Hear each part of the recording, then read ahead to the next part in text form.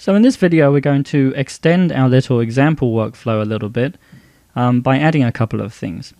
Now the first thing we're going to add is we want the manager to actually specify who is going to be covering for that particular employee while they are away. So to do that we're going to add some fields into the approve form, whereas previously there were no fields in that form. You can do that after the fact by hovering over the workflow stage and then clicking this center button here that says select input fields.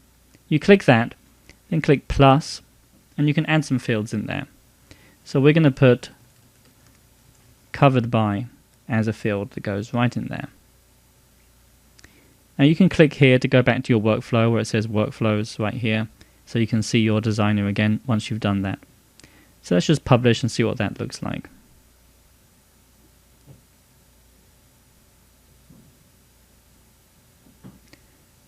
So we're going to start out by entering in a vacation request again. Let's just put it for one in the past because it's easier. And we'll say that's 5 days. Okay, now when they click, the manager comes and clicks approve, they can then enter in the name of the employee who will be covering for them. And that gets recorded in the form, as you can see here. Every field that gets collected in the workflow gets entered into this form here, which is the main form in the database. Okay, so that's one thing to add.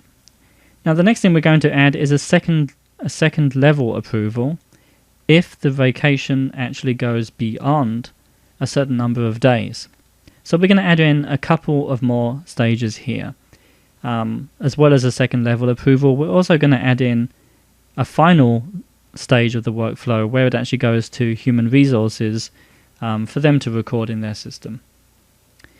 Okay, so under approve, we just hover over this and we click on add choice to add some additional choices under here.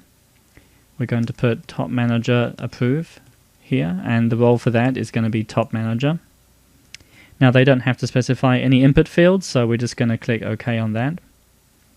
Actually, no, we're not going to click OK on that because we want to add in a condition so that this is automatically skipped if the total number of days for the vacation request is less than 10 days. So to do that, we use this little field in the other settings area right here called auto process condition. That's really the condition for skipping. So here we're going to use a formula, a DBF script formula, and there's plenty of information on this in the user guide if you don't understand that. And we're just going to put in a simple formula here that says pound input, which is the current input record, slash total days, so that's a total days field in the record, is less than 10. If it's less than 10, it's automatically going to approve by the top manager. If it's 10 or over, then it will be sent to the top manager for approval, and they will then have to review it and approve or reject the request. So let's click OK on that. That creates our new stage right there. Now, of course, the top manager can also reject it. So we need to add in a second choice under here called top manager reject. Okay, automatically gets selected as a top manager. And again, we want them to specify the reason that they are rejecting it. So we're going to reuse the existing field that we've defined called rejection reason. And that'll finish the workflow at that stage. Now, just like I said a minute ago, after it's been finally approved, we want it to actually go to human resources. So we're going to add another choice under here called HR processing. And that's going to go to the HR role, whoever's in human resources. And that will finish our workflow. So now we have a bit more of a comprehensive workflow. The user enters in a vacation request, the manager gets to review that and approve or reject it. If it gets approved, then it optionally goes to the top manager for review to either approve or reject, or it skips that if it's less than 10 days. And then finally it goes to human resources for processing. So let's try out that workflow. Switch over to here. Go back to our main list. Now we're logged in as admin, so we're going to enter in another request. We'll just choose some random dates here. The 12th to the 14th, say 3 days. Click OK. and that would normally go to the manager, who will approve it or reject it. So let's say we click on approve here, covered by Tim Johnson. And you'll notice that because it's actually just 3 days, which is less than the 10 days, it's automatically gone to Top Manager Approve, and the HR processing button shows up, ready for the human resources to finish off the workflow. So let's just click on that and finish off that. Now this time we're going to put in a request that's actually more than the 10 days.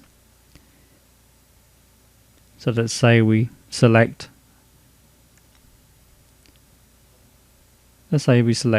15 days. Okay.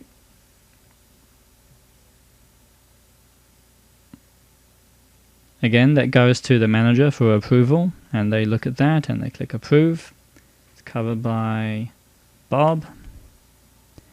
Okay, so now it goes to the top manager, and they will have to then review that and approve it or reject it. So it's gone to the top manager because that condition that we put in was not met, so it cannot skip this stage because it is greater than 10 days, or 10 days or greater. So the top manager then gets the option of approving or reject. In this case, we're going to click reject here. Too long. So that demonstrates how you create conditional workflow and also edit the workflow after it has been created.